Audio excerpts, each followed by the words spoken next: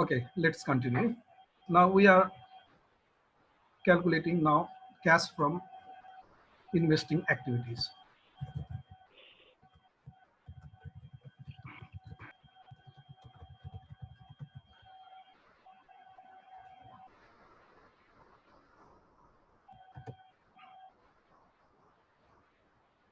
Okay, now for cash from investing activities, the process is very straightforward.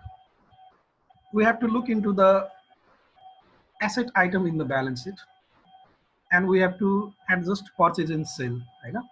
And asset item लाई हेर्ने हो र त्यसलाई purchase and sale के भएको छ त्यो क्याल्कुलेट गर्ने. Now let us start from the balance sheet asset side. First item, balance sheet को asset side में पहिलो item एकचोटि हेरौँ है सबैले. Land and building 5 lakh and 7 lakh. So opening balance 5 lakh, closing balance 7 lakh, right? अब normally land and building 2 लाखले जुन बढेको छ नि त्यो बढेको के हो त कारण पर्चेज भएर बढेको. Purchase of land and building, right? 2 lakh. Yeah, we have it. अनि त्यसपछि next item plant and equipment. अब plant and equipment को लागि तिमीले नम्बर जी को एडिसनल इन्फर्मेसनलाई पनि कन्सिडर गर्नुपर्छ. अब एक्चुअली क्वेसनले के भनेको छ भन्दाखेरि 6,50,000 को प्लान्ट इन्क्रिज भएर 8 लाख भएछ ब्यालेन्स सिटमा. अब इन्क्रिज भनेको त सोझै त्यो पर्चेज हो हैन, पर्चेज भएर नै इन्क्रिज हुन्छ प्लान्ट एन्ड इक्विपमेन्ट. तर नम्बर जी को इन्फर्मेसनले भने अनुसार त्यहाँनिर प्लान्ट चाहिँ हामीले सेल गरेको पनि रहेछ कि, किनभने जीमा के भनेको छ loss on sale of plant भनेर 10,000 दिएको छ. अब यसबाट हामीले सेल निकाल्नुपर्छ. So what is the sale of plant? What is the sale value of the plant? So can anyone say sale value of the plant के होला? कसैले भन्न सक्छ? ल अमृत बाबु यसो भनौँ त, अमृत Pandey. Sale value of plant. यसो ब्रेनस्टर्मिङ गरौँ न.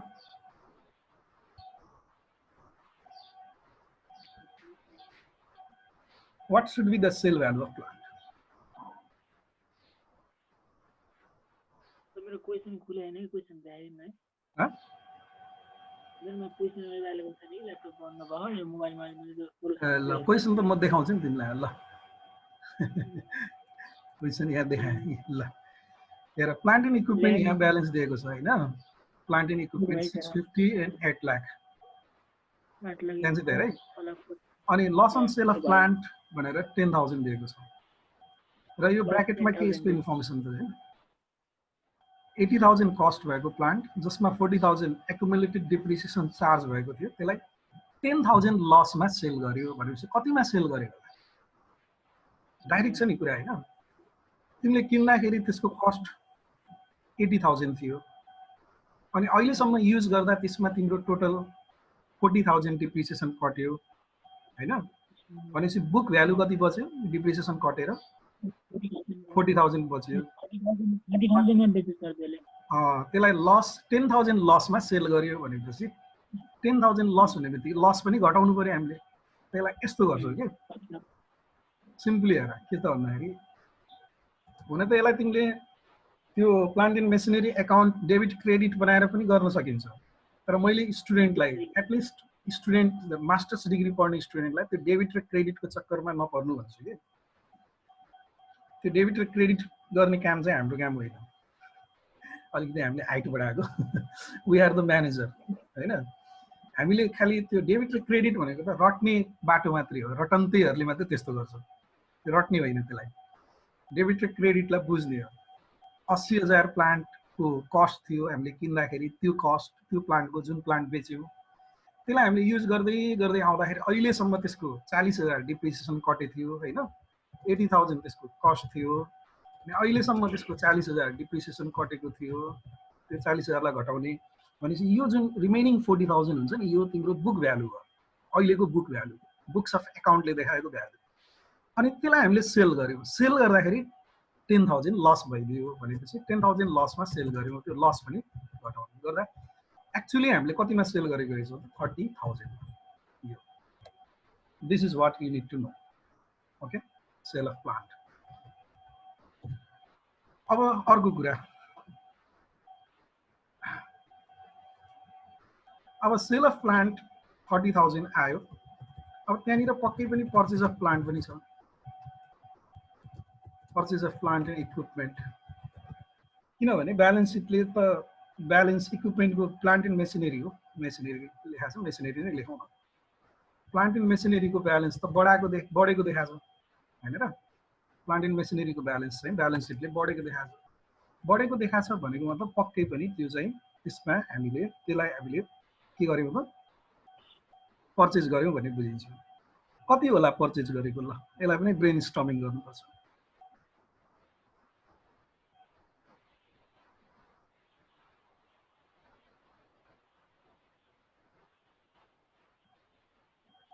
कति होला पर्चेज गरेको त्यो निकाल्नुभन्दा पहिला अस्ति मैले भनेको एउटा कुरालाई यहाँनिर ध्यान दिनु पर्यो. त्यो भनेको के हो भने यो प्लान्ट एन्ड इक्विपमेन्टको भ्यालु वा प्लान्ट एन्ड मेसिनरीको भ्यालु ब्यालेन्स सिटमा दिँदाखेरि ग्रस भ्यालुमा दिएको छ कि नेट भ्यालुमा दिएको छ, तिमीहरूले पहिला त्यो ख्याल गर्नुपर्छ होइन. ल कसैले भनौ त मलाई, यो प्लान्ट एन्ड मेसिनरीको ब्यालेन्स सिट भ्यालु चाहिँ ग्रस भ्यालु हो कि नेट भ्यालु हो? ग्रस हो नि. ग्रस हो होइन, ग्रस हो. किन ग्रस हो भन्दाखेरि ब्यालेन्स सिटमा हामीसँग एक्युमुलेटेड डिप्रिसिएसन पनि छ है. त्यही भएर अब यहाँनिर पर्चेजको भ्यालु निकाल्दाखेरि पहिलो कुरा के बुझ्नु पर्यो, पर्चेजको भ्यालु निकाल्दा हामीले डिप्रिसिएसनलाई एडजस्टमेन्ट गर्नु पर्दैन र डिप्रिसिएसनको ब्यालेन्स चाहिँ मिलेको हुनुपर्छ. यदि मिलेको छैन भने त्यहाँनिर त्यो क्वेसन सेटिङ गर्दा केही कुराहरू मिस्टेक गरेको. जहिले पनि यो ब्यालेन्स सिट भनेको ब्यालेन्सै हुनुपर्छ कि इन्कम स्टेटमेन्ट र ब्यालेन्स सिट. जस्तै इक्जाम्पलको लागि यहाँनिर हेर है, डिप्रिसिएसनको भ्यालु कसरी मिलेको हुनुपर्छ भने यो 1 लाख हाम्रो लास्ट इयरसम्मको डिप्रिसिएसन थियो, लास्ट इयरसम्मको है, लास्ट इयरसम्मको डिप्रिसिएसन 1 लाख थियो. यो वर्षसम्मको 1,40,000 छ. ठिक छ नि, 1,40,000 छ भनेको मतलब अब यो वर्ष कति बढ्यो डिप्रिसिएसन, एक्युमुलेटेड डिप्रिसिएसन कति बढ्यो यो वर्ष मात्रै भनिदिउँ न एकजनाले, 40,000 बढ्यो होइन र. ब्यालेन्स सिटले देखाएको यो वर्ष एक्युमुलेटेड डिप्रिसिएसन एकाउन्टमा 40,000 इन्क्रिज भएको छ भन्ने बुझिन्छ. लास्ट इयरसम्म 1 लाख थियो, अहिले चाहिँ 1,40,000 छ भने यो वर्ष 40,000 इन्क्रिज भएको छ भन्ने बुझिन्छ. अब यो वर्ष 40,000 इन्क्रिज भएको जस्टिफिएबल छ कि छैन, ठिक हो कि होइन, यो एडिसनल इन्फर्मेसनले तिम्रो पुष्टि गर्छ. ई नम्बरले र जी नम्बरले. नम्बर ई यो हेरौँ सबैले, नम्बर जी हेरौँ सबैले, यो दुईटालाई हेऱ्यो भने थाहा हुन्छ. यो जुन यो वर्ष 40,000 इन्क्रिमेन्ट भएको देखिन्छ नि एक्युमुलेटेड डिप्रिसिएसन ब्यालेन्समा, त्यो इन्क्रिमेन्ट कसरी भएको हो भने यो वर्ष हामीले प्लान्ट एन्ड मेसिनरीमा टोटल 80,000 डिप्रिसिएसन चार्ज गऱ्यौँ. त्यो 80,000 डिप्रिसिएसन चार्ज गरेकोमा टोटलमा है, इन टोटल हामीले 80,000 डिप्रिसिएसन चार्ज गऱ्यौँ. इन टोटल 80,000 डिप्रिसिएसन चार्ज गरेकोमा यो 40,000 एक्युमुलेटेड डिप्रिसिएसन भएको प्लान्टलाई हामीले के गर्यौँ, सेल गऱ्यौँ. अब सेल गरिसकेपछि त त्यो प्लान्टको डिप्रिसिएसन बुक्स अफ एकाउन्टमा देखिरहनु हुँदैन नि त. जुन प्लान्टै हामीसँग छैन भने त्यसको लागि काटेको डिप्रिसिएसनलाई पनि हामीले के गर्नु पर्यो, बुक्स अफ एकाउन्टबाट क्लियर गर्नु पर्यो गेन लस क्यालकुलेसन गर्दा. त्यही भएर यो दुईटाको नेट एमाउन्ट हुन त यो वर्षको टोटल डिप्रिसिएसन 80,000 हो, इन्कम स्टेटमेन्टमा यो 80,000 देखिन्छ डिप्रिसिएसन भनेर. तर हामीले 40,000 एक्युमुलेटेड डिप्रिसिएसन भएको प्लान्टलाई सेल गर्यौँ. त्यो प्लान्ट हामीसँग अहिले एक्जिस्टेन्समा छैन. त्यही भएर त्यो डिप्रिसिएसनलाई, त्यो सेल गरेको प्लान्टको डिप्रिसिएसनलाई पनि हामीले राइट अफ गर्नुपर्छ. राइट अफ गर्नुपर्छ भनेको खाताबाट हटाउनुपर्छ. र खाताबाट हटाउँदाखेरि 40,000 इन्क्रिमेन्ट भएको कारण त्यो हो. ठिक छ नि. अझ यसलाई अर्को तरिकाले भन्ने हो भने accumulated depreciation of last year 1 lakh plus यो वर्ष हामीले 80,000 थप्यौँ, कति हुनु पर्यो, 1,80,000 हुनु पर्यो. तर यो वर्षसम्म एक्युमुलेटेड डिप्रिसिएसन 140 मात्र देखिन्छ, 40,000 कम देखिन्छ. भने त्यो 40,000 कम किन देखियो भन्दाखेरि 40,000 एक्युमुलेटेड डिप्रिसिएसन भएको प्लान्टलाई हामीले सेल गरेछौँ होइन, त्यही भएर कम देखेको. ठिक छ नि, त्यसरी ब्यालेन्स चाहिँ मिल्नुपर्छ क्या। त्यही भएर अब तिमीले यहाँनिर प्लान्ट एन्ड मेसिनरीको पर्चेज भ्यालु निकाल्ने कति हुन्छ पर्चेज भ्यालु। पर्चेज भ्यालु निकाल्दाखेरि जहिले पनि हामीले ग्रस भ्यालुमा निकाल्छ। यसको सिम्पल रुल के हो भने यो ब्यालेन्स सिट इक्वेसनलाई तिमीले समराइज गर्नुपर्छ यहाँनिर। जस्तो कि लास्ट इयरसम्म प्लान्टको ग्रस भ्यालु हाम्रो 6,50,000 थियो भनेको कुरा सुन है। लास्ट इयरसम्म प्लान्टको ग्रस भ्यालु हाम्रो 6,50,000 थियो। अनि हामीले 80,000 ग्रस भ्यालु भएको, कस्ट भनेको अर्थ ग्रस भ्यालु हैन, 80,000 ग्रस भ्यालु भएको प्लान्टलाई बेच्यौँ भनेपछि 6,50,000 ग्रस भ्यालु मध्येमा 80,000 लाई बेचेपछि कति बच्नुपर्छ, 650 माइनस 80 गर कति आउँछ, 650 माइनस 80,000, 6,50,000 माइनस 80,000 गर्दाखेरि तिम्रो 5,70,000 आउँछ हो। भनेको अर्थ प्लान्टको भ्यालु कति बच्नुपर्छ, 5,70,000 बच्नुपर्छ ग्रसमा। लास्ट इयर 6,50,000 थियो, अहिले हामीले 80,000 को सेल गर्यौँ भनेपछि 5,70,000 बच्नुपर्छ। तर ब्यालेन्स सिटले बचेको कति देखाएको छ, 8 लाख बचेको देखाएको छ। भनेपछि हुनुपर्ने भन्दा बढी प्लान्टको ग्रस भ्यालु छ। कति बढी छ, 570 हुनुपर्ने। मेरो क्वेसन ध्यानसित बुझ है, 570 हुनुपर्ने मा 8 लाख छ भनेपछि तिम्रो कति भयो, 1,30,000 त्यहाँनिर बढी छ। यही हो नि हैन त, 1,80,000 चाहिँ सरी 1,30,000 होइन 2,30,000, 2,30,000 चाहिँ बढी छ। त्यो 2,30,000 भनेको नि पर्चेज हो। यसरी हामीले मुखले निकाले पनि हुन्छ।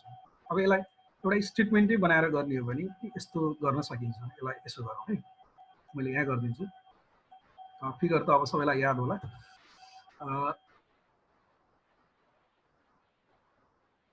जस्तै कि ओपनिङ ब्यालेन्स अफ प्लान्ट, यो ओपनिङ ब्यालेन्स भनेको ग्रस है, फेरि ख्याल गरौँ gross opening balance of plant चाहिँ हामीसँग कति छ, 6,50,000 हैन। अब यसमा हामीले लेस गर्ने, लेस के गर्ने भन्दाखेरि gross value of plant sold, gross value of plant sold चाहिँ हाम्रो कति, 80,000 को हामीले प्लान्ट चाहिँ सेल गर्यौँ। यो गरेपछि हाम्रो कति बच्छ, रुपिस 5,70,000 बच्छ। 5,70,000 बच्नुपर्छ हैन। तर हाम्रो यहाँ gross closing balance of plant यसले कति देखायो, क्वेसनले 8 लाख देखायो है। भनेपछि यो दुईटाको जुन डिफरेन्स छ नि, 570 बच्नुपर्नेमा 8 लाख देखायो भनेपछि त बाँकी रहेको तिम्रो 2,30,000 के हो, यो बाँकी रहेको 2,30,000 चाहिँ gross value of plant purchase हो। ठिक छ नि, यसरी हामीले यो चाहिँ ख्याल गर्ने है, gross value of plant purchase. यस्तो एडजस्टमेन्ट हुन्छ कि जहिले पनि ख्याल गर्नु।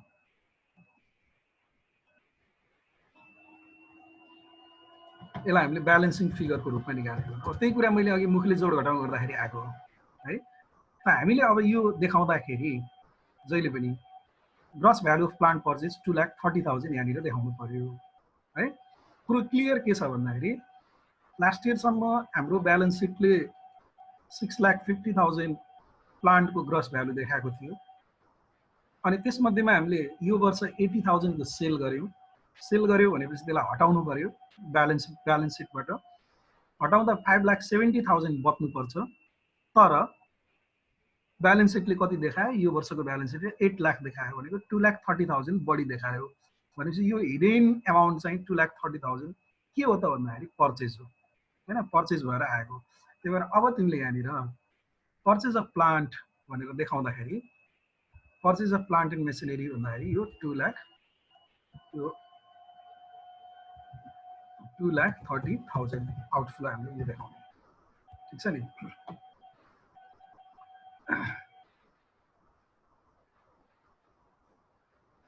अब यो ब्यालेन्स गरौँ अब कति आउँछ ल 2 2 4 30 30 4 लाख आउने भयो 4 लाख नेगेटिभ फिगर सरी त्यसलाई मैले लेखेँ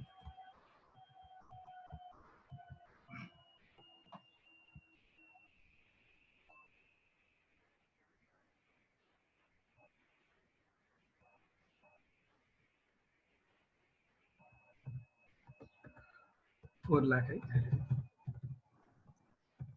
ओके अब यो भनेको नि क्याश फ्रम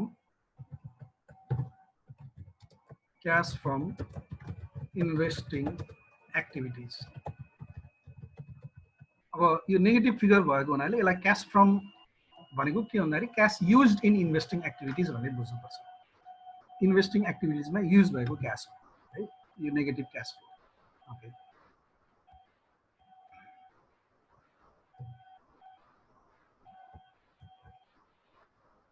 अब यो पनि हाम्रो भयो अब नेक्स्ट आइटम हामीले यहाँनिर थर्ड नम्बरमा नम्बर 3 मा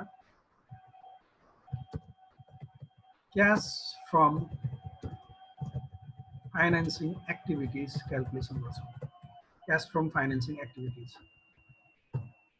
अब cash from financing activities calculation गर्दा नर्मली हामीले ब्यालेन्स सिटको ल्याबिलिटी साइडलाई हेर्ने गर्छौँ ब्यालेन्स सिटको ल्याबिलिटी साइड फाइनेन्सिङ एक्टिभिटिज भनेको ल्याबिलिटीसित रिलेटेड हुन्छ जस्तै कि फर इक्जाम्पल नम्बर 1 ब्यालेन्स सिटको फर्स्ट आइटम हेरौँ सबैले ब्यालेन्स सिटमा क्वेसन म देखाउँछु तिमीहरूले क्वेसन चाहिँ प्रिन्ट आउट गरेर वा केही तरिकाले राख्नु है सेयर क्यापिटल छ पहिलो आइटम 8 लाखबाट बढेर 10 लाख भएको छ अब सेयर क्यापिटल बढ्यो भनेको त इस्यु अफ सेयर क्यापिटल हो हैन सेयर क्यापिटल इस्यु गरेको हो त्यही भएर त्यसलाई हामीले डाइरेक्टली के देखाउने त यहाँ issue of share capital issue गर्यो कति 2 लाख यो इन्फ्लो हो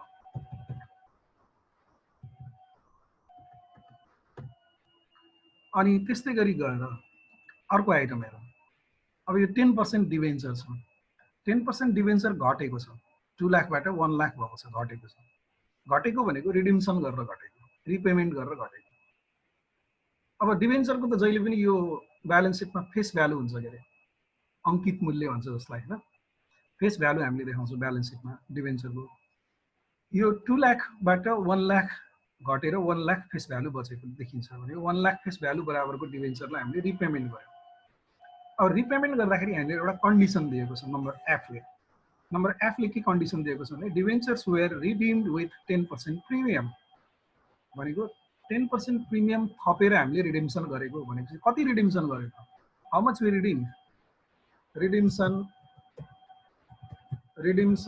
अफ डिभेन्चर एट प्रिमियम भनेको देखाउने हैन redemption of debenture at premium भनेर देखाउने प्रिमियममा रिडिम्सन गर्दाखेरि 1,10,000 हुने भयो 1 लाख रुपिस के अरे फेस भ्यालु प्लस 10% प्रिमियम यो अनि त्यसपछि अर्को आइटम एकचोटि हेरौँ अर्को आइटम ब्यालेन्स सिटमा सुनिल गुप्ताजी आउट हुनुभएको छ किन हो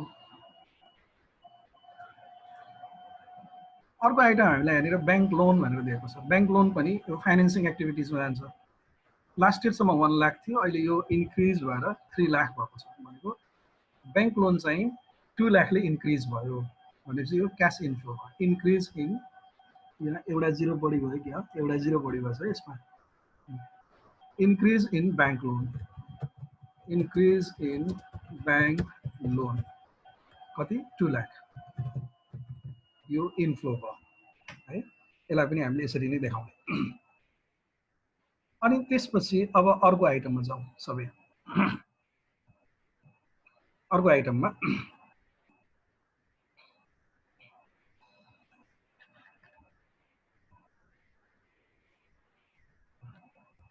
एकाउन्ट्स पेबल यो के हुँदैन एक्रुड वेजेस हाम्रो यो गइसकेको छ ट्याक्स प्रोभिजन पनि हामीले देखाइसक्यौँ अब यहाँनिर डिभिडेन्ड प्रोभिजन भनेर छ है सबैले हेरौँ डिभिडेन्ड प्रोभिजन र यो डिभिडेन्डको प्रोभिजनको एच नम्बरसित रिलेटेड ट्रान्जेक्सन पनि छ यो एच नम्बर सबैले एच नम्बरलाई हेरौँ के भनेको छ भन्दाखेरि एच नम्बरमा out of current years profit provision were made for tax and dividend 60,000 and 50,000 respectively. यो वर्ष हामीले डिभिडेन्ड को लागि प्रोभिजन गरेको कति 50,000 यो वर्षको लागि। अब हेरौँ है यहाँनिर सिम्पल हिसाब यसरी गर्ने हो के लास्ट इयर सम्म डिभिडेन्ड को प्रोभिजन 1 लाख थियो लास्ट इयर सम्म भनेछु मैले फेरि ख्याल गर है लास्ट इयर सम्म डिभिडेन्ड को प्रोभिजन 1 लाख थियो प्लस यो वर्ष हामीले 50,000 थप्यौं कति हुनु पर्यो 1 लाख प्लस 50,000 1,50,000 हुनु पर्यो तर यो वर्षको ब्यालेन्स सिटले हामीलाई जम्मा 60,000 मात्रै देखाएको छ भने 90,000 त हरायो नि यहाँबाट 90,000 डिभिडेन्ड प्रोभिजन एकाउन्टबाट हरायो भनेपछि त्यो 90,000 कहाँ गयो त डिभिडेन्ड प्रोभिजन एकाउन्टलाई जहिले पनि हामीले डिभिडेन्ड पेमेन्टको लागि प्रयोग गर्छौं हैन कतिपय कम्पनीहरुले के गर्छ भने रिटेन अर्निङबाटै डिभिडेन्ड पेमेन्ट गर्छ कतिपय कम्पनीले यो डिभिडेन्ड प्रोभिजन भनेर छुट्टै एकाउन्ट चाहिँ देखाइरहदैन तर कतिपय कम्पनीहरुको केसमा के हुन्छ भने डिभिडेन्ड तिर्नको लागि भनेर छुट्टै कोष चाहिँ तिम्रो खडा गरेको हुन्छ के जस्तै तिमीले एउटा टर्मिनोलोजी पाउँछौ डिभिडेन्ड इक्विलाइजेसन रिजर्भ भनेर मेन्टेन गरेको हुन्छ कतिपय कम्पनीहरुले हैन लाभांश भुक्तानी कोष भनेर खडा गरेको हुन्छ प्रत्येक वर्ष नाफाको सर्टेन रकम त्यो कोषमा ट्रान्सफर गरिन्छ अनि त्यही कोषमा जम्मा भएको पैसाबाट हामीले डिभिडेन्ड पेमेन्ट गर्छौं त्यही कुरा हो यसमा पनि हामीले प्रत्येक वर्ष डिभिडेन्ड प्रोभिजन एकाउन्टमा ट्रान्सफर गर्दै गर्दै गर्दै जाँदाखेरि लास्ट इयर सम्म हाम्रो 1 लाख जम्मा भएको थियो यो वर्ष त्यसमा हामीले यो 50,000 थप्यौं हैन 1,50,000 हुनु पर्ने तर 60,000 मात्रै ब्यालेन्स बचेको देखियो भनेको अर्थ बाँकी रहेको 90,000 हामीले के गर्यौं डिभिडेन्ड पेमेन्ट गर्यौं त्यही भएर अब यो डिभिडेन्ड पेमेन्ट देखाउँदाखेरि सबैले आयो है अब डिभिडेन्ड पेड देखाउँदाखेरि डिभिडेन्ड पेड देखाउँदाखेरि लास्ट इयरको प्रोभिजन लास्ट इयर सम्मको प्रोभिजन 1 लाख प्लस यो वर्ष एड गरेको हामीले 50,000 र यो वर्षसम्म बचेको 60,000 घटाउने गरेर यो तिम्रो 90,000 आउँछ 90,000 आउटफ्लो ल अब यदि भइसकेपछि हाम्रो काम चाहिँ तमाम भयो तर एउटा कुरा मैले यहाँ भन्न मन लागिरहेको छ यो जुन 1,20,000 जुन रिटेन अर्निङ छ नि यो रिटेन अर्निङ भनेको लास्ट इयर थिएन अहिले यति छ भनेको अर्थ के हो भने तिम्रो यसलाई केही गर्नु पर्दैन यसबाट हामीले नेट इन्कम निकाल्ने यदि नेट इन्कम निकाल्नु पर्यो भने नेट इन्कम कति हुन्छ इनडाइरेक्ट मेथडबाट गर्ने हो भने नेट इन्कम यसबाट निकाल्ने कति हुन्छ होला ल भन्नु त नेट इन्कम कसैले भन्दिन त होला सोधौँ यार ल इन्द्रमणि ने हजुर जोड्दै हुन्न हजुर रिटर्न अर्निङ अहिले 1,20,000 राखेछ प्लस डिभिडेन्ड पेड पनि 90,000 जोड्न पर्छ त्यसमा अनि आउँछ नि डिभिडेन्ड पेड 90,000 जोड्न हुँदैन बाबु डिभिडेन्ड पेड 90,000 किन जोड्न हुँदैन भने त्यो 90,000 डिभिडेन्ड त तिम्रो डिभिडेन्डको प्रोभिजन एकाउन्टबाट दिएको सरी अहिलेको नेट डिभिडेन्ड भने त 50,000 छुट्टा त्यो हाल्नु ओ यस यो 50,000 लाई जोड्नु पर्छ किनभने यो वर्षको प्रॉफिटबाट प्रोभिजन गरेको त 50,000 हो नि त भले कम्पनीले 90,000 डिभिडेन्ड तिरेको देखाएको छ त्यसको मतलब के बुझ्नु पर्छ भन्दाखेरि यो वर्ष प्रोभिजन गरेको 50,000 तर डिभिडेन्ड तिरेको छ कति 90,000 भन्दाखेरि बाँकी 40,000 भनेको लास्ट इयर सम्म जम्मा भएको पैसाबाट पनि डिभिडेन्ड दिएको छ के कम्पनीले आफ्नो एकुमुलेटेड फन्डबाट पनि डिभिडेन्ड दिएको छ है त्यही भएर नेट इन्कम निकाल्दाखेरि तिमीले यदि इनडाइरेक्ट मेथडबाट यही क्वेशनलाई गर्ने हो भने यो 1,20,000 प्लस यो 50,000 गरेर नेट इन्कम यति हुन्छ तर त्यो इनडाइरेक्ट मेथडबाट नजाऊ किन जरुरी छैन है अब यो यति नै हो यसलाई चाहिँ क्लोज गरिदिउँ यो कति आउँछ यो चाहिँ तिम्रो सर मलाई एउटा कुरा सोध्न मन लाग्यो के सोध न त्यो डिभेन्चर छ नि हाम्रो 10% डिभेन्चर भनेर दिएको छ माथि हैन यसमा चाहिँ हाम्रो 10% त्यसको इन्ट्रेस्ट इयरली तिर्नु पर्ने हो कि लास्टमा रिडेम्सनमा गर्ने बेलामा तिर्छ एकैचोटि त्यसको इन्ट्रेस्ट आउटस्ट्यान्डिङ बैंक लोन र डिभेन्चर दुईटैमै तिरेको होला नि त त्यो त त्यहाँ बैंक लोन इन्ट्रेस्टलाई हामीले त्यो इन्ट्रेस्ट बैंक लोन र इन्ट्रेस्ट एकै ठाउँमा राखेर तिरेको हो भनेर बुझ्नु पर्यो है त्यो टोटल अब केही छुट्याएर इन्ट्रेस्ट अन डिभेन्चर यति इन्ट्रेस्ट अन बैंक लोन यति भनेर दिए छैन भने टोटल इन्ट्रेस्ट चाहिँ यति नै हो भन्ने बुझ्नु दुईटालाई छुट्टाएको छ भने चाहिँ हामीले त्यसलाई लोनसित मात्रै म्याच गर्यो भने त्यो डिभेन्चरको छुट्टै इन्ट्रेस्ट तिर्नुपर्छ।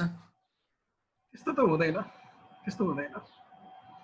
अब यदि इन केस अब मानौँ न इन्ट्रेस्ट अन ब्याङ्क लोन भनेर यति दिएको छ होइन, इन्ट्रेस्ट अन ब्याङ्क लोन भनेर यति दिएको छ 25,000 र 10% डिभेन्चरको इन्ट्रेस्ट हो कि होइन भन्ने कुराको केसमा यदि क्वेसन साइलेन्ट भयो भने रियल लाइफमा त्यस्तो प्रब्लम हुँदैन हेर बाबु, तर क्वेसनमा एक्जामिनेसन लाइफमा मैले भने त्यस्तो भयो भने तिमीले चाहिँ डिभेन्चरको ओपनिङ ब्यालेन्समा इन्ट्रेस्ट पेमेन्ट गर्ने, त्यस्तो भयो भने त्यस्तो केस आउँदैन। त्यो एकदमै हाइपोथेटिकल केस भयो क्या। कति भयो यार यो चाहिँ तिम्रो 2 लाख भयो कि होइन, 2 लाख 2 लाख चाहिँ तिम्रो cash flow from financing activities. Okay, अब यसलाई नेट गरौँ। यसलाई नेट गर्दाखेरि 2 + 1 3,40,000 भयो, 3,40,000 पोजिटिभ र 4 लाख नेगेटिभ गर्दाखेरि 60,000 चाहिँ तिम्रो नेगेटिभ आउँछ, 60,000 नेगेटिभ। त यो भनेको के त decrease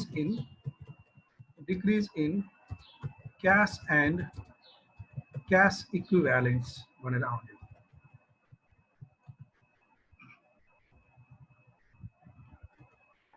decrease in cash and cash equivalence है। अब यो तिमीले कहाँबाट जस्टिफाई गर्न सक्छौ भने ब्यालेन्स सिटबाट जस्टिफाई गर्न सक्छौ, decrease in cash and cash equivalence. Actually उसमा हेरौँ त, जस्तै कि ब्यालेन्स सिटमा क्यासको दुईवटा ब्यालेन्स दिएको छ, एउटा क्यास एट ब्याङ्क अर्को क्यास एट ह्यान्ड भनेर दिएको छ होइन। यसमा तिमीले एड गर opening balance of cash at bank and cash at hand, यो चाहिँ तिम्रो कति हुन्छ 80,000 + 10,000 गरेर 90,000 हुन्छ। 90,000 यसमा एड गरिदियो, दुईटैलाई जोडेको मैले ब्यालेन्स सिटको। यो देखाइदिइहालौँ क्वेसन। यो क्यास एट ब्याङ्क र क्यास इन ह्यान्ड छ नि, यो दुईटालाई जोडे 80,000 + 10,000 गरेर 90,000 है। अनि त्यसपछि यसलाई जोडेर आउने जुन एमाउन्ट हुन्छ नि, यो चाहिँ के भयो त नेट एमाउन्ट कति भयो 30,000 पोजिटिभ। यो चाहिँ यसलाई हामीले के भन्छौँ closing balance of cash at bank and cash cash at hand. So this is the final solution.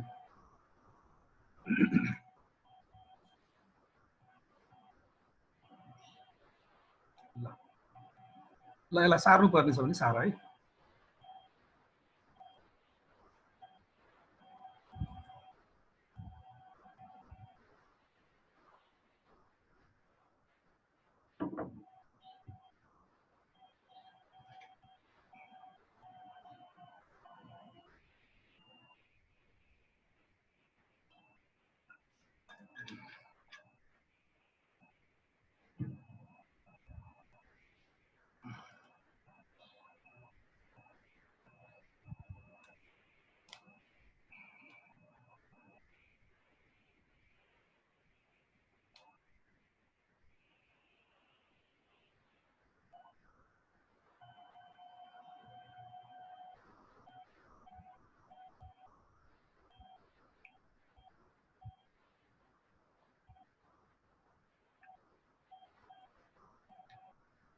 भयो के छ, अगाडि बढौँ कि के गरौँ? सार्नु पर्ने छ भने सारौँ।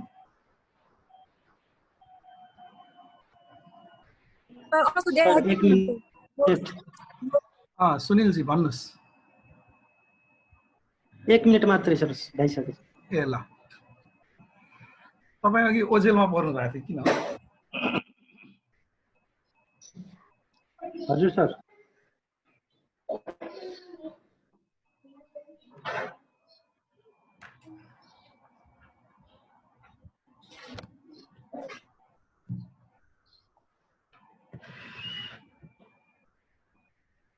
स्क्रिन एकचोटि तल रोल गर्नु न सर, यति।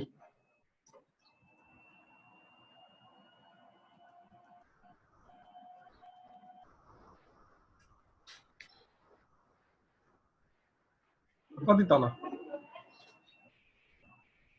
यो लास्ट देखिनेसम्म यही अन्तिमको अलिकता बाँकी छ यो भनेको भयो सर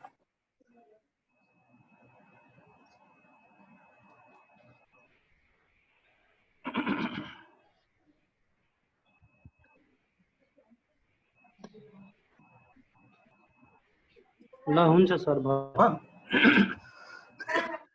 हजुर सर अरू साथीलाई के भयो सोध्नु तिमीले सोध्यौ न यार मेरो घाँटी खसखसायो कि ल अरू साथीहरूको के छ सार्नु पर्ने छ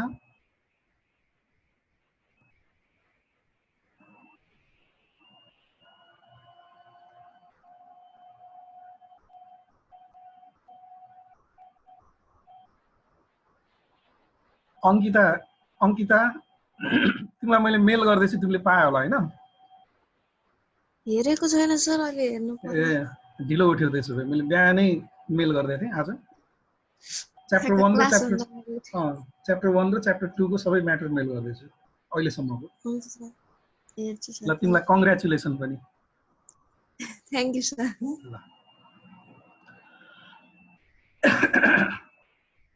के छ अगाडि बढौं अब अगाडि चाहिँ हामीसँग टाइम थोरै छ मैले एउटा सानो थ्योरेटिकल डिस्कसन चाहिँ यहाँनिर गर्नुपर्ने जरुरी छ भने त मैले तिमीहरूलाई ह्यान्ड्स आउट मेल पनि गर्दै छु होला नभए फेरि पनि गर्दिन्छु म कन्फ्युज भएँ कि त्यो म्याटर गरे कि गरेन भन्ने सायद गरेछु होला जस्तो लाग्छ म अगाडि बढ्छु है त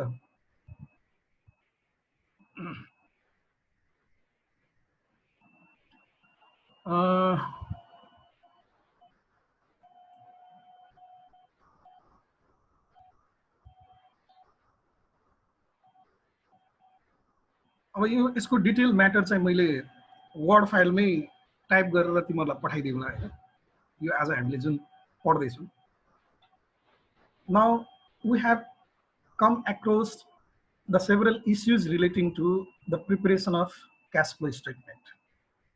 So as a manager, our job is not simply limited to, you can say, preparation of cash flow statement. Cash flow statement भनेको त हामीलाई चार्टर एकाउन्टेन्टले बनाएर दिन्छ बनाउनै पर्दैन उले अडिट गर्न आउँछ अडिट गर्ने बेलामा balance sheet income statement statement of change in stock holders equity statement of change in retain earning statement of cash flow हैन यो सबै उले प्रिपेयर गरेर दिएको हुन्छ so basically the preparation of cash flow statement is not our concern तर कसरी prepare हुन्छ भन्ने कुरा म्यानेजरले जानेको चाहिँ हुनुपर्छ त्यही भएर हामीले यो पढ्छौं हैन now the fundamental thing is that how do you interpret the cash flow statement how do you use the you can say cash flow statement or how do you derive certain kind of you can say meaning messages by studying the statement of cash flow that is the important thing त्यही भएर हामीले यो cash flow statement को interpretation लाई अलिकति ध्यान दिनुपर्ने हुन्छ okay